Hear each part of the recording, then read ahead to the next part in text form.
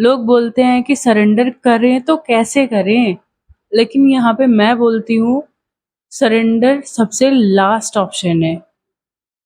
इस वीडियो में मैं आपको वो सारी चीज़ें बताने वाली हूँ, हर वो चेन रिएक्शन बताने वाली हूँ जो मेरे लाइफ में हुआ और मैंने कैसे सरेंडर की तरफ अपना रुख मोड़ा। क्योंकि देखो चीज़ें ना कहनी बहुत आसान होती है, उस पर बिलीव करना उससे ज़्यादा हार्ड होता है और उसे एक्चुअल में करना और ज़्यादा हार्ड होता है।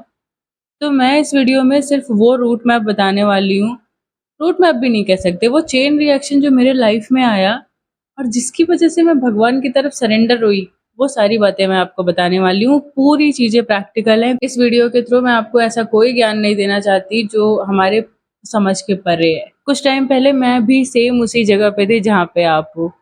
ये सरेंडर क्या होता है, कैसे होता है, सरेंडर की क्या क्या कैरेक्टरिस्टिक्स हैं। हालांकि मैं उस टाइम उतना डाइव डीप नहीं किया था, मैंने उसके लिए बारे में इतना एनालिसिस नहीं किया था, क्योंकि उस टाइम मैंने जैसे अपनी स्टोरी बताई है, ब्रीफली ही बताया है सब में कि मैं बहुत परेशान थी, बहुत ज़्यादा परेशान थी। सिचुएशन मेरे हाथ से बिल्कुल निकल चुका था, मैं कुछ भी हैंडल नहीं कर पा रही थी उस टाइम पे, क्योंकि सारी चीज़ें मेरे एक्सपेक्टेशन के खिलाफ चल रही थी। जो मैंने सोचा था, मेरे सारे सपने बिखरे पड़े हुए थे। जिन लोगों से मैंने सोचा था कि मेरा साथ देंगे, ये तो हमेशा ही रहेंगे, वो लोग तक साथ छोड़ कर के चले गए।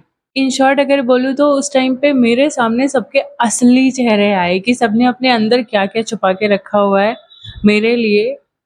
सारी चीज़ें ऐसे सामने निकल के आई कि देख रिया, ये रियलिटी है, इससे बेखबर थी तू। इसको जो है अपने माइंड में बिठा ले कि यही रियलिटी है and you are all alone. और मैं सच बता रही हूँ, उस टाइम पे ना मैं जो है बेड पे अगर लेटी रहती थी, मेरे को नींद नहीं आती थी और मेरे हाथ पैर में बिल्कुल जान नहीं होती थी और मैं बिस्तर से उठ ही नहीं पाती थी।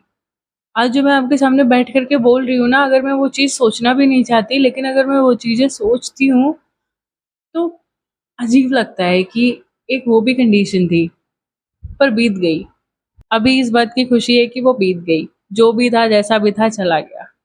और आज एक और बात एडमिट करती हूँ कि जो भी हुआ ना मेरे पास्ट में, मुझे लग रहा है कि वो सब किसी अच्छे के लिए था। अच्छा इन द सेंस कि अगर चीज़ें नहीं हुई होती तो ना तो मैं वीडियो बनाती, ना मैं खुद पे कॉन्सेंट्रेट कर पाती, ना मैं बहुत सारी चीज़ें एक्सप्लोर कर पाती, मैं खुद से ही नहीं मिल पाती। लेकिन अब मैं जो है भगवान से भी कनेक्ट करने की कोशिश कर रही हूँ और मैं खुद से भी मिल रही हूँ। तो चीज़ें जो होती हैं वो सब अच्छे के लिए होती हैं। Come back to the main topic, surrender की बात कर रहे थे। तो मुझे ना सरेंडर के बारे में प्रेमानंद जी महाराज से ही पता चला, क्योंकि उस टाइम पे ना वही बात मैं अगेन रिपीट करना चाहती हूँ कि कोई नहीं था, कोई ना मेरे को समझ सकता था, कोई ना मुझे समझा सकता था, और जो भी आए उस टाइम पे प्रेमानंद जी बन करके आए। एक वीडियो में बोला भगवान को सरेंडर कर दो। मैं उनकी वीडियोस कंटिन्यू देखा करती थी। एक वीडियो देखा, 2 वीडियो देखा और कुछ मैं कंज़्यूम ही नहीं करती थी उस टाइम पे। रात में भी मैं उनकी वीडियोस लगा कर के सो जाती थी, तो मेरे सबकॉन्शियस माइंड में भी वही सारी चीज़ें चली जाया करती थी। तो मुझे ये लगता है कि शायद वो ही सी चीज़ें थी जो वर्क करके उस टाइम मेरे अंदर फ़ीड हुई, ये सारी बातें। तो उन्होंने बताया ना, जो मुझे सबसे बड़ी चीज़ शॉक लगी, जो मैंने एक्सेप्ट किया एक्चुअल में। यार देखो, आप लोग भी सोचते हो कि यार सरेंडर से क्या होता है? क्या ही हो जाएगा? तो मेरे अंदर भी ये थॉट था, मेरे मन में भी ये सारे चीज़ें चल रही थी। लेकिन जब मेरे को ये पता चला, पहली बात जिससे मैं सरप्राइज़ हुई कि उनकी दोनों किडनी खराब है। आज से नहीं, बीसों सालों से खराब है।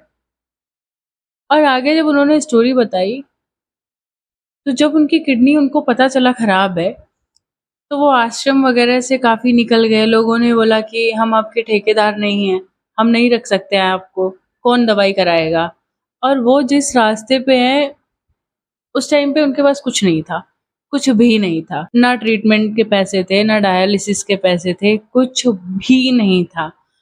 और जिस मोमेंट पे उन्होंने खुद को सरेंडर करा कि अब आप देख लो भगवान जी, वो खुद अपने मुँह से बताते हैं कि राधा रानी अब तुम देख लो, अब जो कराना है वो कराओ, मुझे नहीं पता।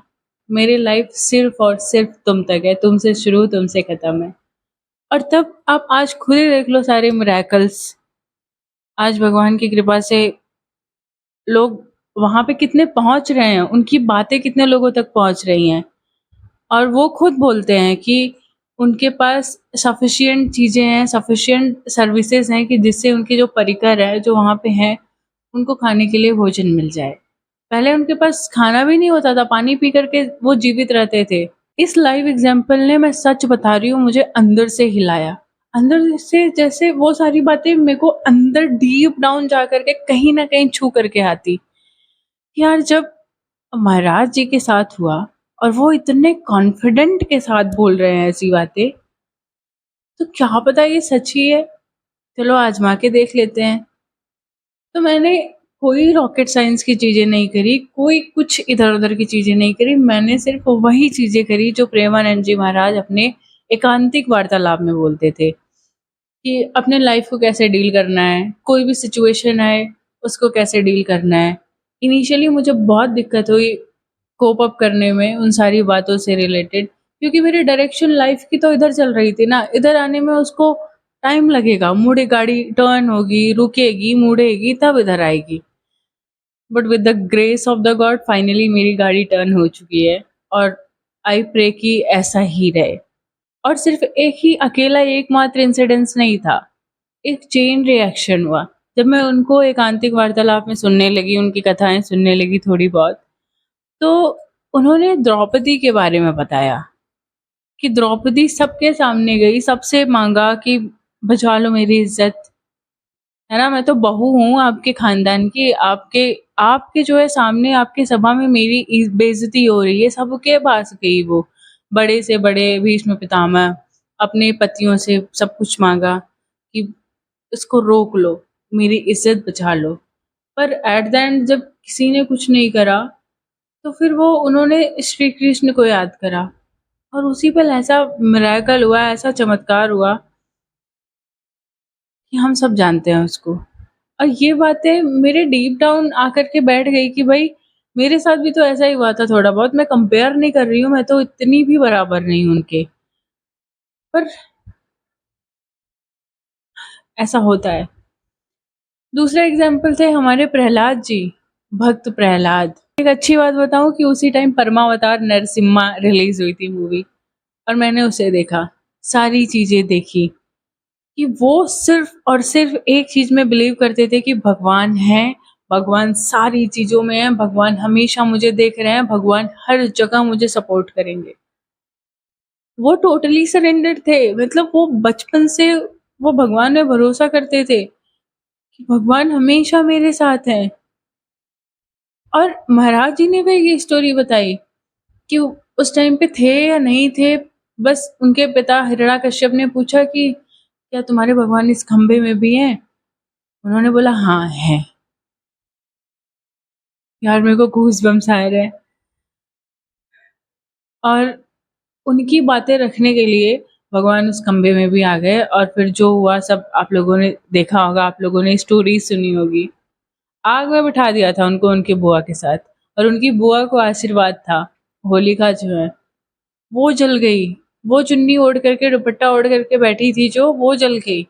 पर प्रहलाद जी वो सेफ रहे, उनको इतनी खरोच तक नहीं आई, क्योंकि वो अनडाउटेडली भगवान पे भरोसा करते थे कि भगवान है, मुझे हमेशा देख रहे हैं। ये सारी कहानियाँ मुझे भगवान की तरफ ले गई कि यार सरेंडर कर दे। और सरेंडर एक्चुअली कोई कमज़ोरी नहीं है, बल्कि सरेंडर एक पावर है, एक स्ट्रेंथ है कि भगवान आपके पास है और आप मानते हो उनमें। पर एक बात है, अगर सरेंडर के नाम पे आप सिर्फ़ बैठ जाओ हाथ रख कर के कि यार जो होगा भगवान देखेंगे, मैं कुछ नहीं करूँगा, मैं हाथ-पैर भी नहीं हिलाऊँगा, तो शायद वो बेवकूफ़ी होगी। आपको जो काम है, आप उसे करो ना यार। बाकी रिज़ल्ट, सरेंडर का मतलब यही है कि आपको अपना काम करना है, किसी चीज़ की टेंशन नहीं लेनी है। जो हो गया, उसे ऐसे ही होना था।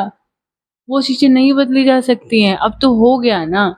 और जो चीज़ें होने वाला है, वो भी हो के रहेगा और वो हमें अभी पता नहीं है। वो टाइम आने पे ही रिवील होगा। चलो इस बात का मैं आपको एक वैलिडेशन देती हूँ। ये बुक देखो, द पावर ऑफ नाउ। कितने बड़े बड़े लोग बोलते हैं कि भाई द पावर ऑफ नाउ पढ़ो, द पावर ऑफ नाउ पढ़ो, और इस चीज में, इस बुक में सेम बातें लिखी हुई हैं। दिखाती हूँ मैं आपको, मैं स्क्रीनशॉट लगा दूंगी, वहां पे फोटोज लगा दूंगी इसकी। बट सरेंडर के बारे में एक पूरा का पूरा पैराग्राफ दिया हुआ है।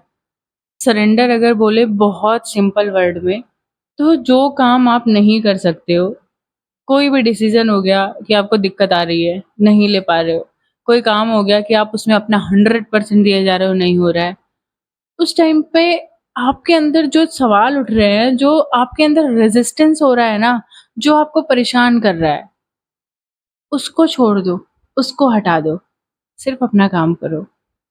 और चीज़ें होती हैं यार, मेरी ज़िंदगी में हुआ है।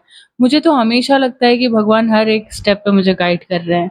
इवन जब मैं परेशान होती हूँ ना किसी भी चीज़ से, अगर किसी ने मुझे कुछ बोल दिया, किसी ने मेरे को, मतलब मैं उसके लिए बहुत कुछ कर रही हूँ, मेरा दिल दुखाया है, तो मैं उससे ब्लेम नहीं करती कि यार तुमने मुझे ऐसा करा। अब नहीं करती, पहले करती भी थी।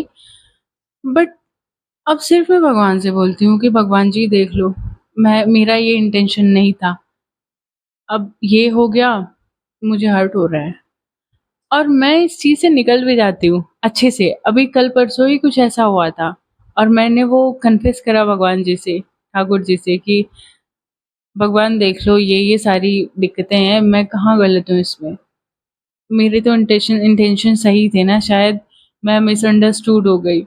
क्योंकि उस टाइम पे मेरे माइंड में ये ख्याल चल रहा था, यार कहीं मेरी वजह से चीज़ें बड़ गड़बड़ तो नहीं हो गई हैं। वो मेरा इनर रेजिस्टेंस था ना, और जब वो ड्रॉप हुआ तो चीज़ें अच्छी हुई, मेरे मन को शांति मिलने लग जाती है। और इनर रेजिस्टेंस ड्रॉप होना बहुत बहुत इम्पॉर्टेंट है, वो आपको ना आगे बढ़ने ही नहीं देता है। और सरेंडर के बाद ना सिचुएशन ऐसे बदलती हैं, आपके एफर्ट्स उतने नहीं होंगे, आपको लगेगा कि मैं एफर्ट्स उतने नहीं कर रहा हूँ, पर सिचुएशन ऐसे मक्खन की तरह बदलती है। कुछ चीज़ें तो मैंने अपने आंखों के सामने होते हुए देखा है, बहुत सारी चीज़ें देखी हैं मैंने।